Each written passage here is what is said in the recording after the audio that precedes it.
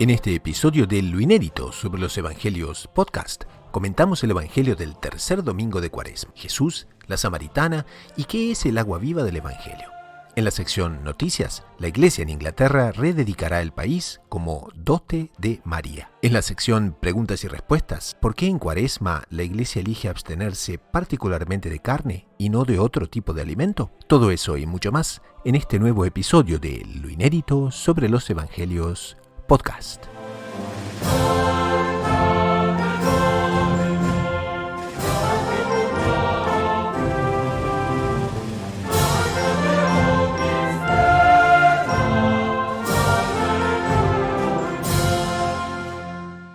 Salve María y bienvenidos al programa número 74 de Lo Inédito sobre los Evangelios, el podcast semanal de los Heraldos, y programa número 59 para Radio María Canadá, la voz católica que te acompaña.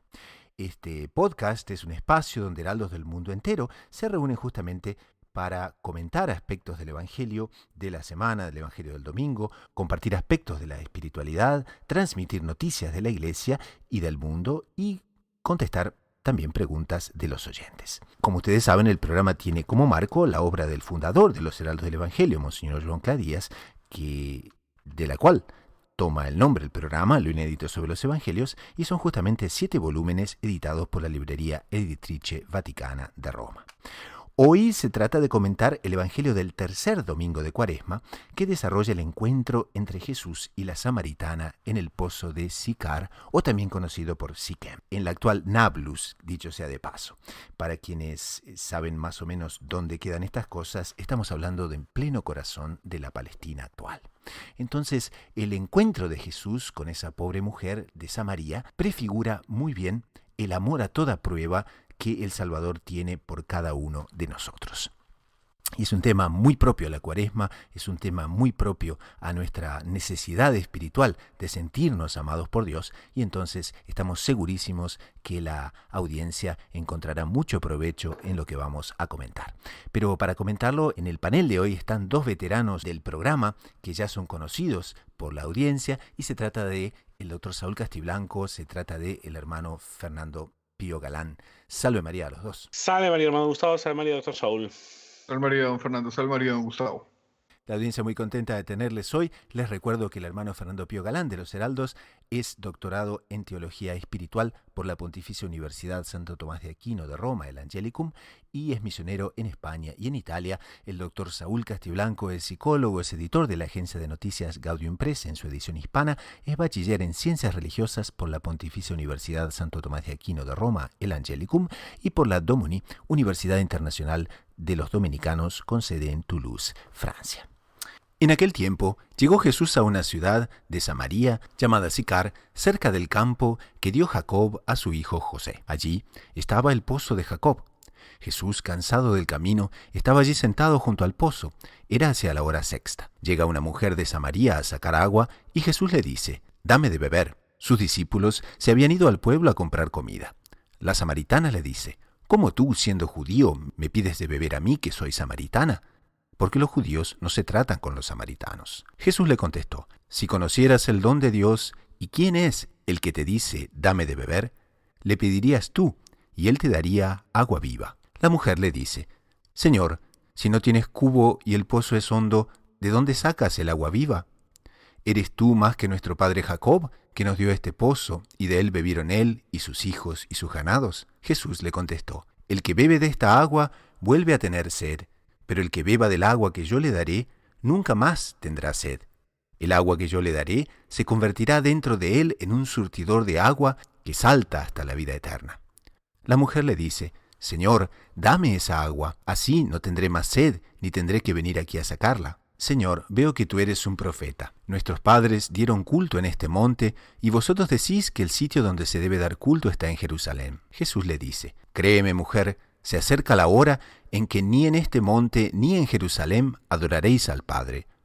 Vosotros adoráis a uno que no conocéis, nosotros adoramos a uno que conocemos, porque la salvación viene de los judíos.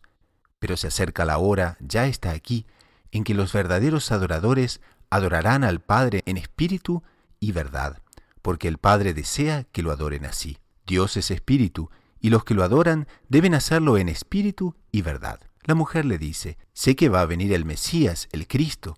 Cuando venga, Él nos lo dirá todo. Jesús le dice, soy yo el que habla contigo. En aquel pueblo muchos samaritanos creyeron en Él. Así, cuando llegaron a verlo los samaritanos, le rogaron que se quedara con ellos, y quedó allí 2 días. Todavía creyeron muchos más por su predicación y decían a la mujer, ya no creemos por lo que tú dices, nosotros mismos lo hemos visto, lo hemos oído y sabemos que Él es de verdad el Salvador del mundo. Entonces, hoy tenemos como personaje central de el comentario aquella samaritana que, a pesar de no llevar una vida virtuosa y de ser extranjera, y con todas las implicaciones de la ley de la época, poseía un alma impregnada de una conmovedora simplicidad y que es verdaderamente candorosa. Su manera de ser humilde y modesta justamente le hizo llegar a un encuentro, a un intercambio con nuestro Señor que es impresionante. Ahora, siendo samaritana, quería preguntarles, ¿cuál era el problema en el tiempo de ser un samaritano? ¿Qué significaba ser un samaritano en los tiempos de nuestro Señor? Bueno, lo primero de todo tenemos que pensar que los samaritanos eran un pueblo surgido del pueblo de Israel, en cuanto que los que inician el pueblo de Samaria son descendientes de José de Egipto, se establecen en tierra en Palestina y, rebelándose contra Roboam, el hijo de Salomón, se inicia la división de los 2 reinos. El reino de Israel, que estaba en el norte, que su capitán era justamente Siquem, el pozo de Siquem, ¿no? Aunque luego, posteriormente en el tiempo, se trasladará a Samaria. Y luego está el reino del sur, el reino de Judá, con capitán en Jerusalén. ¿Qué ocurre? Es la división que se da el reino de Judá, el reino de Israel, y en el Antiguo Testamento tenemos varios episodios de lucha entre estos 2 reinos, que los 2 eran Israel. O sea, los 2 pertenecían los 2 reinos al mismo pueblo.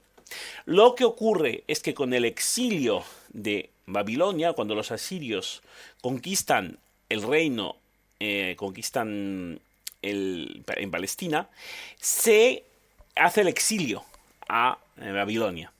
Durante ese exilio en Babilonia no fue total, no es que los asirios no deportaron a todos los judíos, sino más bien a gran parte de ellos y sobre todo a la élite intelectual y sacerdotal.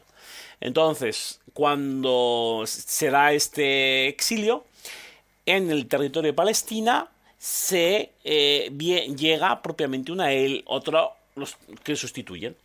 Entonces, mantienen todavía un culto, una religión de impronta netamente judaica, claro, mantienen el Pentateuco, los libros de Moisés, los 10 mandamientos, pero introducen otras costumbres y sobre todo otras interpretaciones. Que básicamente la parte más importante es que el monte del Señor es el monte Garizim, que es la casa de Dios. Entonces sería propiamente donde habita Dios, que no sería más en Jerusalén, en el templo, ¿no? Y eso, de hecho, en el trecho que no está en este evangelio, pero va a ser tratado en el Nuevo Testamento, la samaritana le pregunta a Jesús, ¿dónde hay que rezar? Y nuestro Señor no le dice que vaya al templo a rezar, pero le dice que hay que rezar en espíritu y verdad. Pero bueno, no es el momento ahora de tratar este tema. Entonces, digamos que esa es la principal. Son pueblo de Israel, tienen unas creencias cercanas a Israel, pero no son propiamente con la misma religión. Ellos, de hecho, esperan al Mesías, llamado Taeb, como restaurador de todas las cosas, pero que restaurará al reino de ellos, de Samaria. O sea, el culto será dado en el monte Gerizim, no en Jerusalén. Entonces entramos propiamente en la escena que, gracias a la explicación del hermano Fernando, realmente nos va a abrir mucho nuestro horizonte, porque el Evangelio dice, llega una mujer de Samaria a sacar agua, Jesús le dice, dame de beber. La samaritana, por su parte, le dice, ¿cómo tú, siendo judío, me pides de beber a mí, que soy samaritana? Porque, dice el Evangelio, los judíos no se trataban con los samaritanos, y ahí nuestro Señor entonces entra en el tema y le contesta, si conocieras el don de Dios y quién es el que te dice dame de beber, le pedirías tú y Él te daría agua viva. ¿Conversamos un poco qué es el agua viva que nuestro Señor tiene para dar? Bueno, primero mostrar que había una justificación, ¿no? Y toda justificación se puede deformar, pero una justificación de ese no trato de los judíos con los samaritanos, por lo que acaba de explicar don Fernando, ¿no?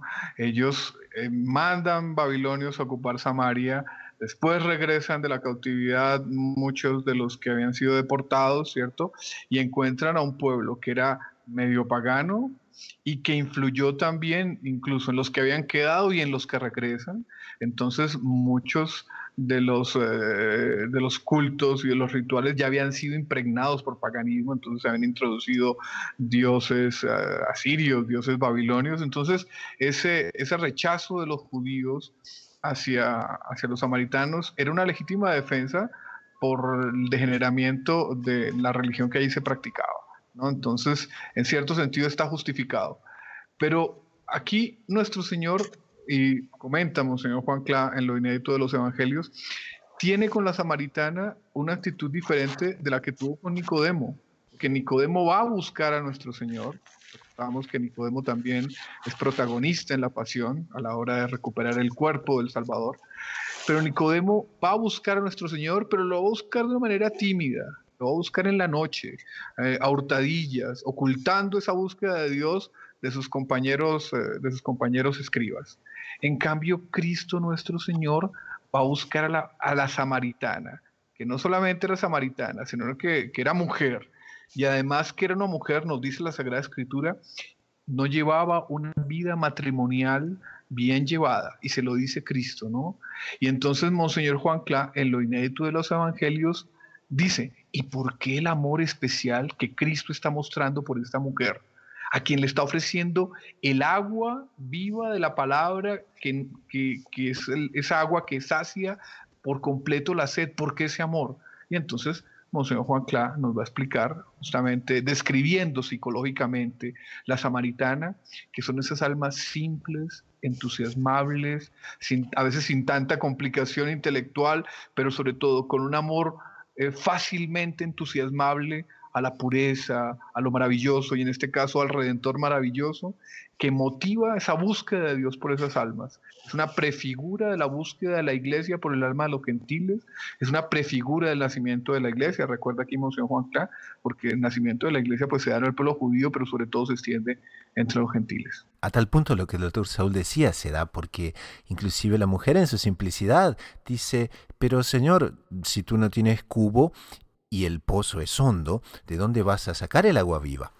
¿Eres tú más que nuestro padre Jacob, que nos dio este pozo y de él bebieron sus hijos y sus ganados? Una simple manera de decirlo, y nuestro Señor se va manifestando cada vez más. Aquí en Monseñor Juan Clá dice, Jesús va presentándose entonces poco a poco como un personaje fuera de lo común, con ciertas características misteriosas, pero que es poseedor del don de Dios. Y entonces nuestro Señor le contesta, el que bebe de esta agua vuelve a tener sed, pero el que bebe del agua que yo le daré nunca más tendrá sed, y el agua que le daré se convertirá dentro de él en un surtidor de agua que salta hasta la vida eterna. Y entonces a ese punto tenemos ya que nuestra samaritana comienza a pensar quién será este personaje misterioso. ¿Cómo lo ven? Nosotros, lo que hemos dicho antes, los samaritanos esperaban un Mesías de forma poco distinta de los judíos, pero al fin y al cabo compartían religión, básicamente. Por lo tanto, ellos tenían una esperanza del Mesías, ¿vale? Ahora, nuestro Señor toma un punto muy importante en esta zona, que es el agua, ¿no? Y el agua es vida.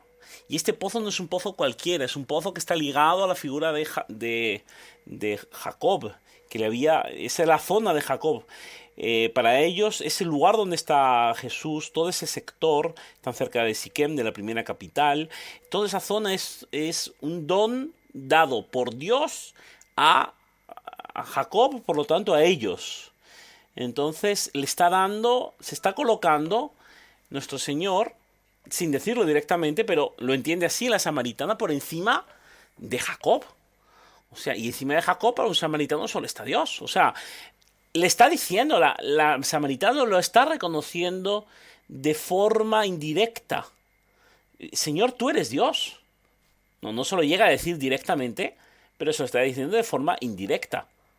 Y Jesús no lo responde directamente, como muchas veces no responde directamente, que sí que lo soy, pero le da la característica divina, ¿no? Todo el que bebe de este agua de este agua, la del pozo, tendrá nuevamente sed. Pero el que beba del agua que yo le daré, nunca más volverá a tener sed. Pero ya dice que eso no se refiere, no está refiriendo únicamente a una sed física, material, porque él dice, el manantial salta hasta la vida eterna. Por lo tanto, es una respuesta también indirecta, pero positiva. Sí, yo soy más que Jacob, yo soy Dios. Y aquí viene la profesión de fe de la samaritana. Señor, dame de ese agua para que nunca más tenga sed, ni haya de venir aquí hasta sacarla. Entonces, ella le acepta propiamente como quien se ha revelado que es. Bueno, es bonito eso que acaba de decir don Fernando, de que ella no se cierra, sino que ya en la pregunta de si él es más que Jacob, es una pregunta que abre la puerta para el reconocimiento del Mesías. Entonces, vemos que eso, el reconocimiento del Mesías, que era tan difícil para los doctos, que era tan difícil para los fariseos, tan estudiosos entre tanto de las profecías que señalaban la venida del Mesías, lo es fácil para un alma simple.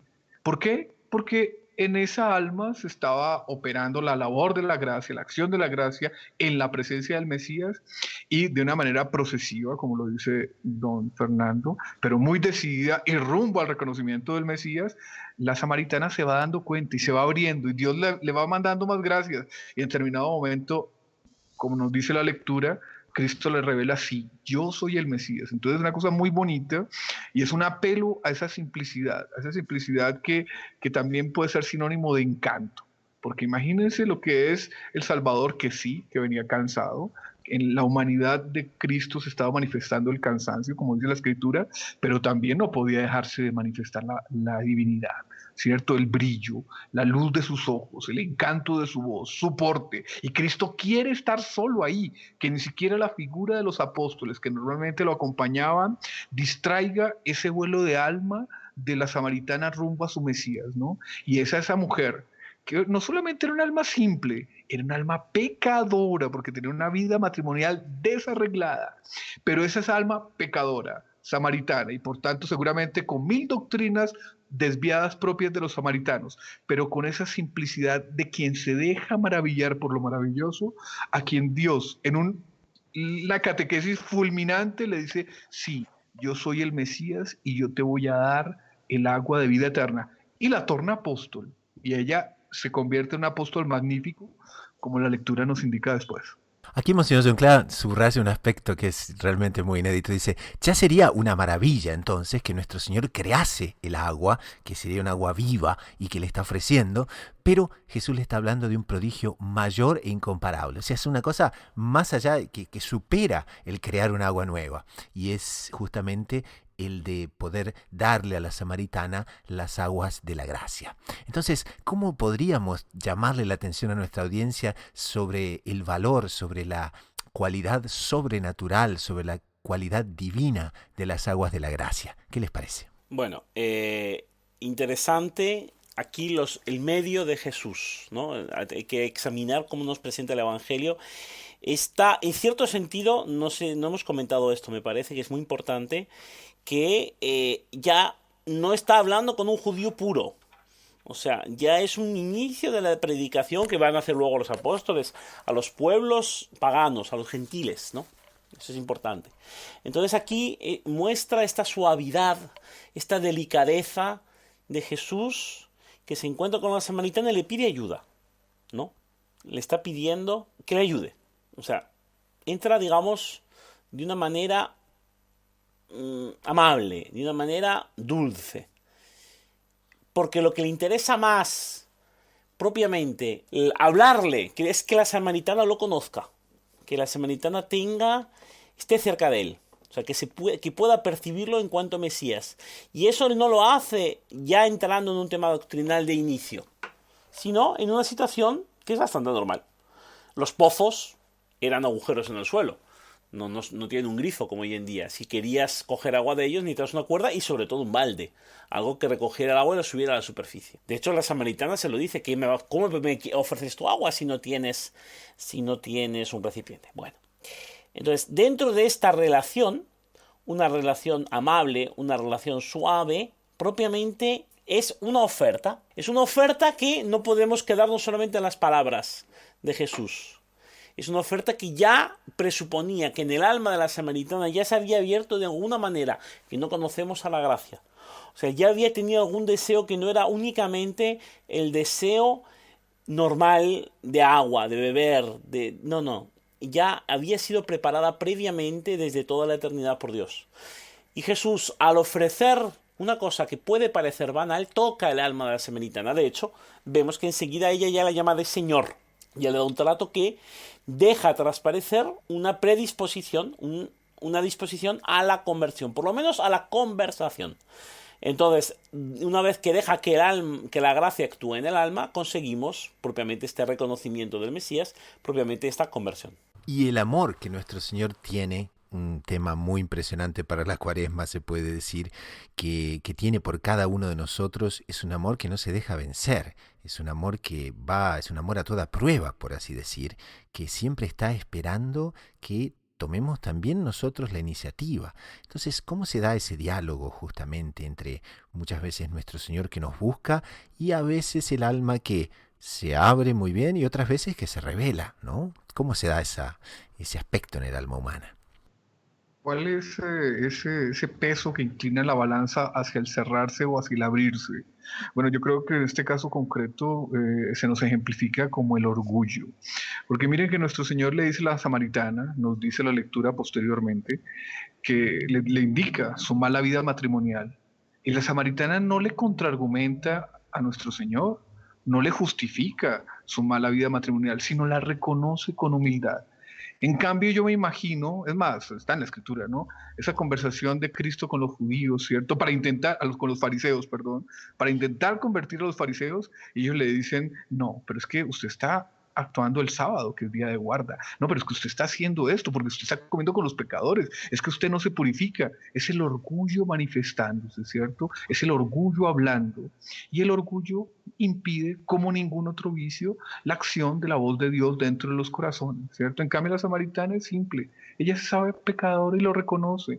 Ella se sabe samaritana y como que le pide excusas a nuestro Señor porque nuestro Señor le dirija la palabra. Ella sabe que es despreciada por el pueblo judío. Podrá estar convencida de ciertos principios samaritanos, pero ella es humilde y en ese sentido es simple. Y la humildad es el requisito para el maravillamiento, para el abrirse a la palabra de Dios, que es aquella que nos da la vida eterna. No nuestras iniciativas, no nuestras luces, no nuestras energías que son limitadas, sino es la energía, las luces, la vida de Dios. Entonces yo creo que ese es el quid. Esta era una mujer simple en el sentido de que era humilde. Ese lindísimo episodio, aquí nos dice Monseñor John Cla, nos facilita comprender mejor las palabras de San Pablo que la liturgia del día también selecciona para la segunda lectura. Y recordémonos entonces en este domingo que viene, es la carta a los romanos y San Pablo nos dice, ciertamente apenas habrá quien muera por un justo.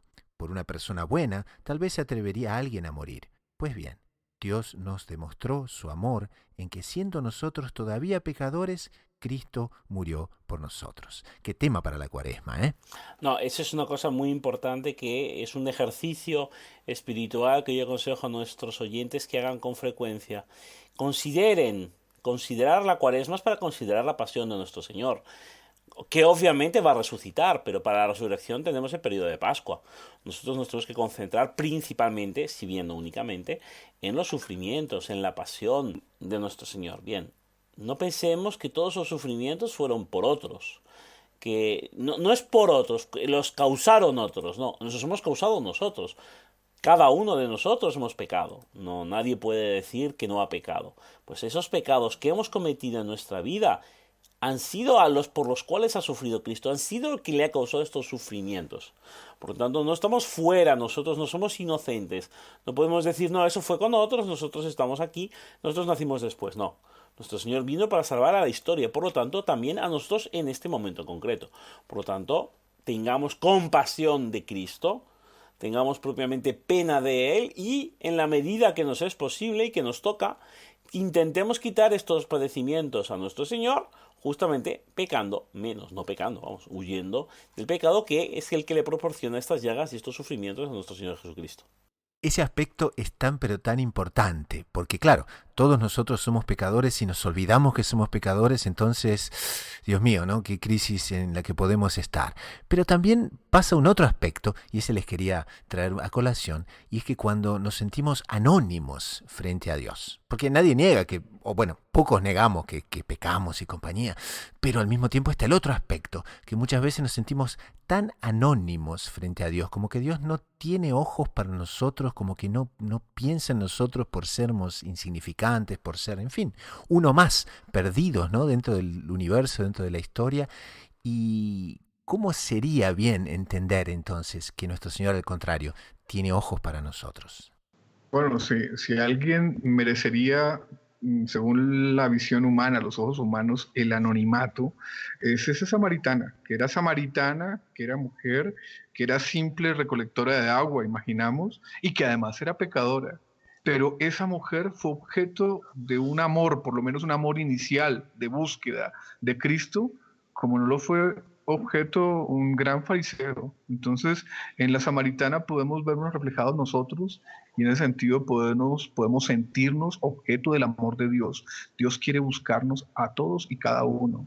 Dios nos ama y nos conoce y quiere hacernos suyos a todos y cada uno, por más pequeño y también por más grande que sea, porque Cristo nuestro Señor también derramaba gracia sobre Nicodemo, evidentemente. ¿No? Y fueron muchos los fariseos que se convirtieron al inicio de la iglesia. Pero aquí no hay anónimos. Todos somos criaturas de Dios, todos somos reflejos de Dios y estamos llamados a ser reflejos perfectísimos de Dios en la unión con Dios, sobre todo saliendo del pecado y viviendo en la gracia. Entonces, aquí no existe anonimato y como muy bien lo apunta don Gustavo, nosotros, ¿no? Particularmente los pueblos latinos, necesitamos sentir ese amor personal que realmente de Dios se vuelca para nosotros y que merece evidentemente ser correspondido con la lucha por la virtud, con la lucha por la práctica de los mandamientos. Entonces podemos acercarnos a la conclusión de este primer segmento y podemos ir a las palabras que Monsignor Joncla utiliza porque nos van a traer muchísimo hacia esa relación cercana que el doctor Saúl justamente nombraba. Y dice, en la ciencia o en la ignorancia, en la virtud o en el pecado, lo fundamental es buscar el agua de la vida en las fuentes de la Santa Iglesia. Es indispensable que no nos apeguemos a determinados conocimientos que podamos haber adquirido y huyamos de ese modo del orgullo que trae la ciencia, que trae ese conocimiento, que en el fondo era la dificultad de Nicodemo, como bien lo apuntaban el doctor Saúl y el hermano Fernando. O bien que asumamos la sencillez de espíritu y la humildad de corazón de la samaritana, aunque estemos infelizmente en un camino pecaminoso como ella. En síntesis, recemos a la Santísima Virgen, especialmente en este domingo, para que nos obtenga de su divino Hijo el agua de la vida, para que derrame en nuestros corazones el líquido precioso de la gracia que nos conduce a la morada eterna. Entonces, vayamos a un pequeño corte con el coro de los heraldos del Evangelio y enseguida retornamos con el siguiente segmento del programa.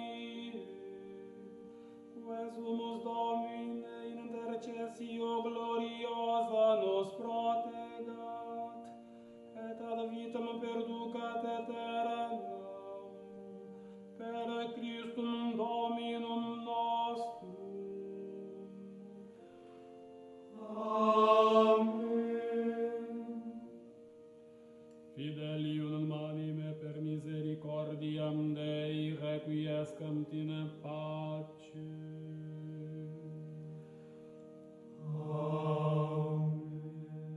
Pasamos entonces a la sección noticias. Hoy tenemos una noticia agradabilísima para aquellos que tienen amor a Nuestra Señora y que muchas veces ven con cierta tristeza cómo la devoción a María a veces va pasando a segundos planos. Y es una noticia que nos llega del escritorio del director de Infocatólica, Juanjo Romero, y que nos informa que la Iglesia de Inglaterra rededicará el país como dote de María. Entonces estamos aquí con el doctor Saúl Castiblanco y realmente queremos comentar esta noticia y hacerla conocida a toda nuestra audiencia. Doctor Saúl, ¿qué significa la dote de María? Bueno, lo primero que se me viene a uno a la mente, y parece que muy relacionado con esta advocación inglesa, es el dote era lo que los esposos llevaban para crear el bien común del matrimonio antes de casarse. Entonces el dote del esposo, el dote de la Virgen, era como que ese pecunio, ese depósito inicial para, con base en una comunidad de bienes y en algo que ya existiese, ir construyendo su futuro. Entonces, decir que Inglaterra hace parte de ese dote de la Virgen es muy bonito, ¿no? Es muy bonito. Es decir, que Inglaterra es como que llevada por la Virgen Santísima a sus esponsales y que hace parte enteramente de la propiedad de Nuestra Señora. Entonces, me parece una advocación muy bonita, y estoy viendo en la noticia de Infocatólica que es un título que se generó de una manera espontánea, no fue que algún sacerdote o algún doctor de la iglesia allá de Inglaterra dijese eso, no, sino que no se sabe, como muchas cosas de la Edad Media, no se sabe cómo surgieron, pero surgieron y fue tomando cuerpo, fue tomando la devoción de la gente, fue siendo repetida, y bueno, ya en el siglo XIV se decía que Inglaterra era el dote de la Virgen, ¿no? Claro, porque aquí se habla de una dedicación personal del pueblo de Inglaterra que siguió los pasos del rey de aquel entonces, Ricardo II, porque había una gran agitación política en 1381. Para los estudiosos o aquellos que se dedican un poco al tema, fue la rebelión de Wat Tyler, y el rey fue al santuario de Nuestra Señora de Puy, en la abadía de Westminster, para buscar justamente orientación y protección. Es bonito, don Gustavo, esa época en que los reyes, para solucionar problemas políticos o sociopolíticos de los más graves, lo primero que hacían era pedirle ayuda a Nuestra Señora, ¿no? Que Yo me imagino a este rey ya recogiendo esa tradición popular de que Inglaterra era el dote de la Virgen, era la propiedad de la Virgen para sus esponsales. Decirle, madre mía, esta es tu tierra, entonces tú tienes que solucionar este problema. Y para moverte a que nos ayudes más especialmente, pues dedicamos esta nación y dedicamos mi reino, mi territorio, a ti como dote tuyo que es. Eso me parece una cosa muy bonito, y por eso me parece muy feliz la idea de la Conferencia Episcopal Inglesa, que según nos narra aquí la noticia de Infocatólica reciente, en la Asamblea Episcopal de noviembre del 2017, o sea, segunda asamblea del año, Asamblea Episcopal, indican que debemos rededicar Inglaterra y Gales a la Virgen bajo el título de Dote de María. Me parece algo sencillamente espectacular. Y esta rededicación formal entonces tendrá lugar el domingo 29 de marzo del 2020. Es el domingo posterior a la Anunciación, tendrá lugar en toda Inglaterra, y Gales tendrá lugar en catedrales, iglesias, santuarios y demás lugares de veneración pública. Ahora, esa rededicación consistirá justamente en seguir los pasos del rey, hacer una renovación de los votos hechos por él en aquel tiempo. Entonces, realmente es una cosa muy, pero muy bonita, y que ciertamente Nuestra Señora tendrá mucho en consideración respecto del pueblo inglés. Para mentalidades con ciertos resabios, medio protestantes, me parece que un comentario rápido, don Gustavo, y es que no hay competencia entre la Virgen y nuestro Señor. Son un solo corazón, una sola voluntad, una sola inteligencia y una sola alma. Y a Él le gusta a Dios nuestro Señor y a su Hijo, crear esas mediaciones. Esas mediaciones, en el caso concreto de la Reina de los Cielos, que sabemos por la teología católica, ella es la reina de la historia. ¿Por qué es la reina de la historia? Porque ella es la reina de la gracia, porque ella administra la gracia de Dios. Y la gracia es la que crea entusiasmos, la gracia es la que corrige desvíos, la gracia es la que levanta naciones muertas. Entonces, una nación, entregarse de una manera especial a la Virgen, porque esa es la consagración de una nación a la Virgen, es una entrega especialísima, confiante y filial en manos de Nuestra Señora, es entregarse a la reina que todo lo puede, porque ella es la que administra la gracia. Entonces es pedirle a la Virgen, administradora de la gracia de Dios, que derrame sus gracias sobre este pueblo, que si este pueblo se está desviando lo corrija, que si este pueblo está oscureciendo su inteligencia lo ilumine. Entonces es un acto, toda consagración a la Virgen, al Inmaculado Corazón, es un acto no solamente bonito, no solamente honroso para la Madre de Dios, que tanto lo merece, sino muy importante, muy eficaz. Y la noticia destaca que como preparativo para esta consagración, ni más ni menos que la imagen de Nuestra Señora de Walsingham peregrina a todas las catedrales de Inglaterra y se está incentivando a peregrinar acercándose al santuario de Norfolk. Entonces, esto es muy importante porque León XIII, en su tiempo, se podría decir que profetizó y dijo que cuando Inglaterra vuelva a Walsingham, Nuestra Señora volverá a Inglaterra. Qué interesante esto, ¿eh? Qué interesante, qué interesante. Entonces será realmente una fecha para tener muy en cuenta, el 29 de marzo para tener muy presente, será un día entonces muy importante para unirnos en oración a nuestros hermanos ingleses. Pasamos a una otra noticia, drásticamente se podría decir, desde el norte, desde el hemisferio norte, pasamos ahora al hemisferio sur, porque los obispos de Santiago del Estero, Argentina, se han reunido este domingo pasado para celebrar una misa por la vida en la Catedral de Nuestra Señora de Luján. De hecho, don Gustavo, y usted me corregirá, la devoción a la Virgen en su patria Argentina sigue siendo muy viva, sigue siendo muy entrañada, e indiscutiblemente el santuario de Nuestra Señora de Luján, que es maravilloso, que es de un neogótico muy bonito, es como que el centro espiritual de la vida de los argentinos, ¿no? Entonces, ante la inminencia de la presentación por parte del Ejecutivo de un proyecto de aborto que él ya había anunciado, el actual presidente, tanto en campaña y que lo reafirmó hace pocos días,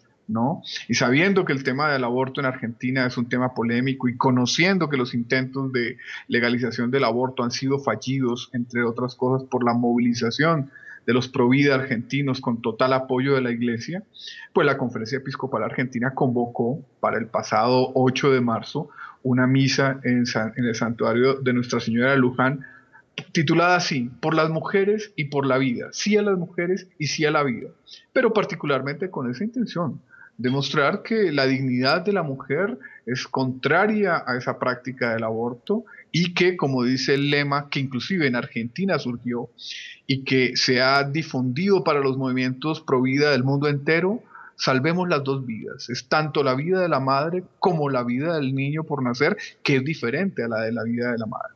Entonces, don Gustavo aludía a una nota de Gaudium Press, en el cual, anterior a esta misa, del 8 de marzo pasado, los obispos de la provincia de Santiago del Estero, particularmente Monseñor Bocalic, que es el obispo de Santiago del Estero, y el obispo de Anatuya, Monseñor José Luis Corral, animaron a todos sus feligreses a unirse, sea de una manera física o espiritual, a esta misa por el sí a las mujeres y el sí a la vida, y aprovechan pues para hacer una catequesis en el mensaje que convocan a sus feligreses de Santiago del Estero para que se unan a esta misa en Luján, ¿no? Aprovechan para hacer una catequesis sobre la vida humana, sobre la dignidad de la mujer, ¿cierto? Dicen, por ejemplo, estos obispos, como cristianos queremos defender la dignidad y los derechos de todos, acompañar a las mujeres en sus gozos, en sus angustias, apreciar y agradecer su presencia, su aporte en la vida diaria, en nuestras comunidades, al poner lo mejor de sí por un mundo más justo, bello y misericordioso. E invitan a los feligreses y dicen, acompañémonos para dar juntos nuestro sí rotundo y fuerte a la vida. Miremos e imploremos a la Virgen María, la mujer del sí pleno y sin vueltas, que nos entrega al autor de la vida para contribuir a la construcción de un mundo más humano y más fraterno. Recemos entonces para que todos esos empeños de los obispos de Santiago del Estero lleguen a buen fin. Y nos llega otra pregunta típica de la Cuaresma, y es ¿por qué la Iglesia elige la carne y no otros alimentos para abstenerse durante la Cuaresma? Bueno, entonces, una cosa que tenemos que tener claro es que la Iglesia Católica, primero, que establece que son todos los viernes del año en los cuales tenemos que hacer abstinencia de la carne, no únicamente los de la Cuaresma. Esto puede parecer incluso sorprendente. Y decir, pero ¿cómo es posible? Eso nunca lo he escuchado. ¿De dónde se lo está inventando este de aquí? No me lo invento. Está en el Código de Derecho Canónico de 1983. En concreto, cánones 1250 a 1253. Dice que, propiamente, que en la Iglesia Universal son días y tiempos penitenciales todos los viernes del año y el tiempo de Cuaresma. Todos los viernes, a no ser que coincidan con una solemnidad, debe guardarse la abstinencia de carne o de otro alimento que haya sido determinado por la Conferencia Episcopal. Ayuno y abstinencia se guardarán el miércoles de ceniza y el viernes santo. Esta es una ley que obliga a los que ya han cumplido 14 años, la ley de abstinencia, o sea, desde que una persona cumplió los 14 años hasta que se muere, está obligada todos los viernes del año a no comer carne.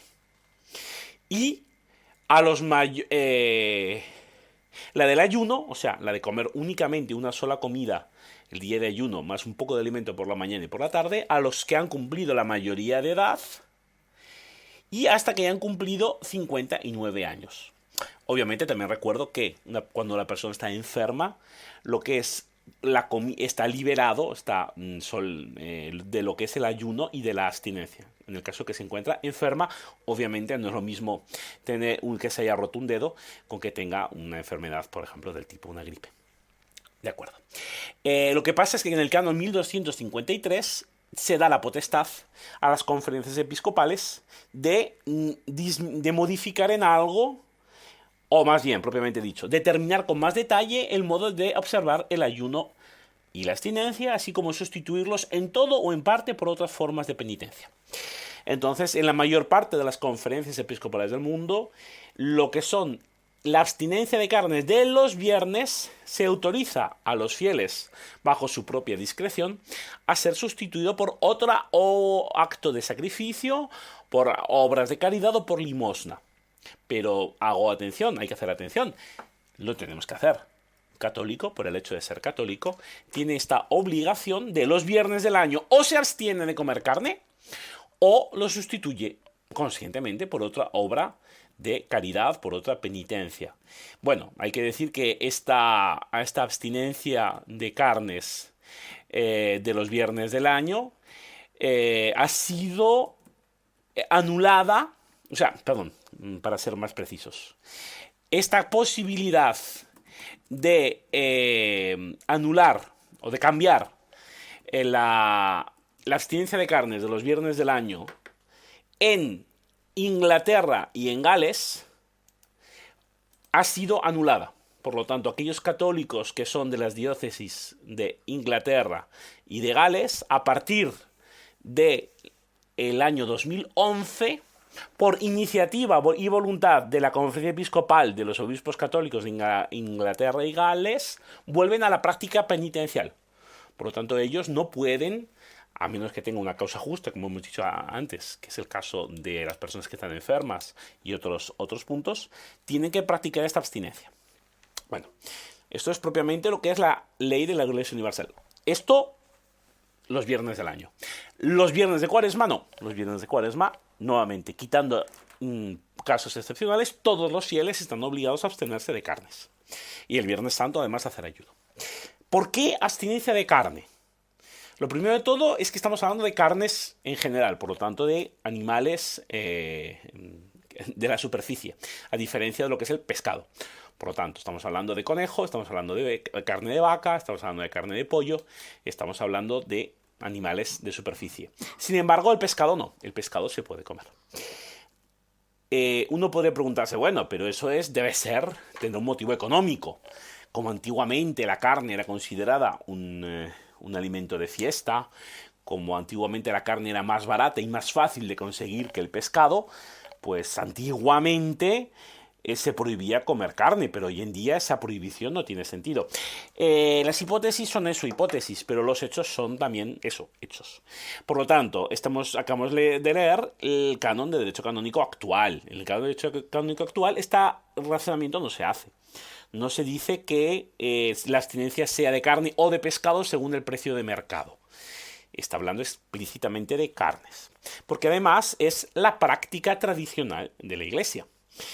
Y tenemos que considerar, además, de que no es una cuestión económica, porque de hecho hoy en día habitualmente es más económico conseguir carne que pescado. Hoy en día. Antiguamente había zonas del mundo donde directamente el pescado no había forma de conseguirlo. Ya fuera porque no había mares cercanos o porque el transporte de pescado, aunque fuera de carácter de río o de lago, fuera muy difícil de conseguir. Y la gallina, que es un animal cuyo consumo está prohibido en los viernes del año por ser carne, también era prohibido. La gallina tradicionalmente ha sido muy fácil de criar en cualquier lugar. Esta abstinencia de carnes no tenía una motivación económica, por lo menos no en su primer lugar. La abstinencia de carnes tiene que ver directamente con nuestro bautismo. No nos olvidemos, nuestros padrinos, si hemos sido bautizados de niños, o nosotros mismos, si hemos tenido la gracia de ser bautizados de adultos, en el momento de bautizarnos, renunciamos al mundo, al demonio y a la carne.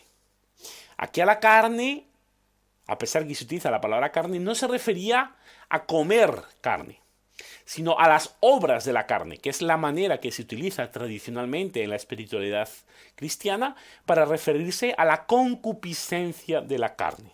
La concupiscencia de la carne es aquel desequilibrio que se creó en el pecado original, cuando nuestros primeros padres cometen el pecado original, en el cual hay una división, se pierde el don de integridad y existe una división entre la ley del espíritu y la ley de la carne, como muy claramente lo dice San Pablo. Entonces, la carne tiene una serie de deseos que se oponen a los deseos del espíritu. Esto es fruto del pecado. Entonces, en base a esta distinción, nosotros tenemos la obligación como cristianos de renunciar a la concupiscencia de la carne. Entonces, esto se expresa de una forma simbólica, pero efectiva justamente en esta abstinencia de carnes que la Iglesia nos manda a hacer todos los viernes del año, pero que también es una práctica penitencial que se puede hacer cualquier otro día del año para seguir el mandamiento de Cristo. Ante ciertas tentaciones del demonio, hace falta hacer penitencia y oración. Entonces, esta penitencia puede ser muy bien esta abstinencia de carnes.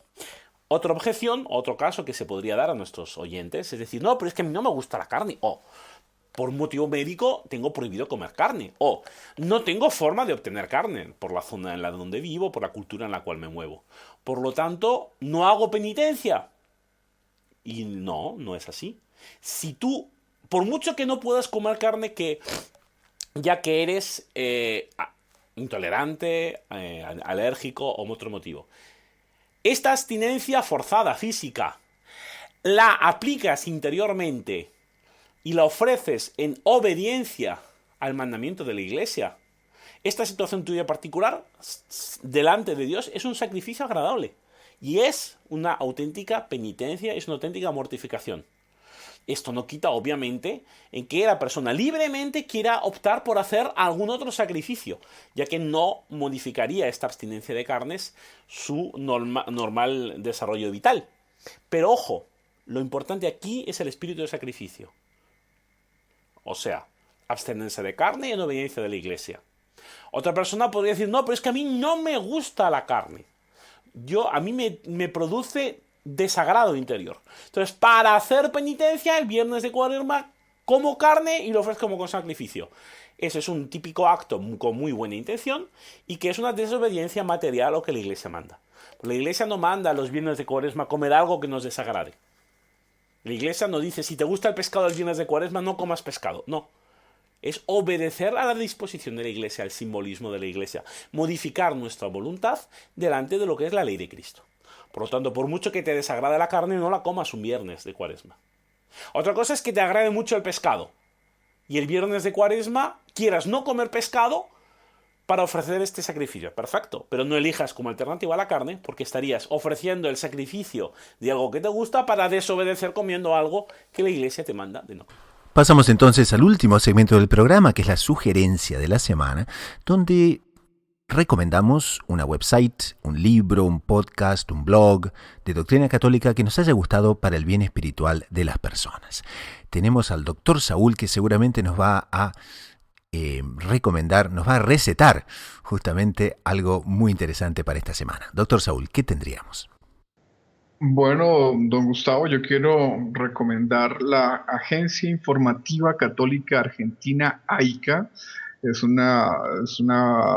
se manifiestan a través de un website que, en el caso mío, como editor de Gaudium Press, pues lo tengo como referencia. Es la principal agencia informativa católica de su patria y es una de las principales agencias católicas del mundo entero, muy profesional, muy informada, con mucho trabajo de reportería, es decir, con muchas noticias locales que ellos procuran, resaltando esa realidad maravillosa de la Iglesia que hay en todas partes y también en la Argentina, ¿cierto? Y bueno, una agencia también que, podemos decirlo, acrecentó su importancia por el hecho de tener un papa argentino en este momento. Y con una excelente sección de noticias internacionales, donde uno encuentra noticias que no haya en otras fuentes. Entonces, para quien quiera conocer la actualidad de la Iglesia, no solo en Argentina, sino también novedades en el mundo entero, recomendamos aica.org. Colocamos entonces aica.org en las notas del programa. A quien les habla le gustaría recomendar un blog que justamente trajo hoy una noticia de la cual conversamos, y el blog se llama De Lapsis, por Juanjo Romero, quien es, como les comentaba anteriormente, director de Infocatólica, quien interviene regularmente en programas de radio y como analista en diversas publicaciones digitales. Entonces recomendamos este blog, que tiene muchas informaciones, tiene muchos puntos de vista que nos ayudarán a enriquecer también nuestra visión del panorama tanto del mundo cuanto de la Iglesia, y entonces lo recomendamos. infocatólica.com/blog/De Lapsis. Don Fernando, ¿qué tendríamos para esta semana? Bueno, pues en función de las noticias que hemos comentado, yo recomiendo a nuestros oyentes que accedan a la página web oficial del santuario. Atención, que hay santuario católico y está el santuario anglicano. Nosotros obviamente nos referimos al original, que es el católico, de Nuestra Señora de Walsingham. La página web no tiene traducción al español, solamente está en inglés, pero hoy en día hay medios informáticos para traducirla. Y la verdad es que está llena de opciones, está muy bien cuidada, tiene toda una serie de vídeos, cuenta la historia del santuario, de la Virgen, anuncia las futuras celebraciones. Es una página muy bien montada y recomiendo a nuestros oyentes que accedan a ella para conocer más la historia de este santuario y de esta advocación y el papel fundamental que tiene para los católicos de Inglaterra. Por lo tanto, enfáticamente recomiendo que accedan a esta página. Y con esto, en nombre del equipo de producción y de quien les habla, el hermano Gustavo de los Heraldos, nos despedimos hasta dentro de una semana. Así que a rezar mucho, a perseverar con confianza, con los ojos en la Eucaristía y en María Santísima, a la búsqueda incansable de descubrir siempre más lo inédito sobre los Evangelios.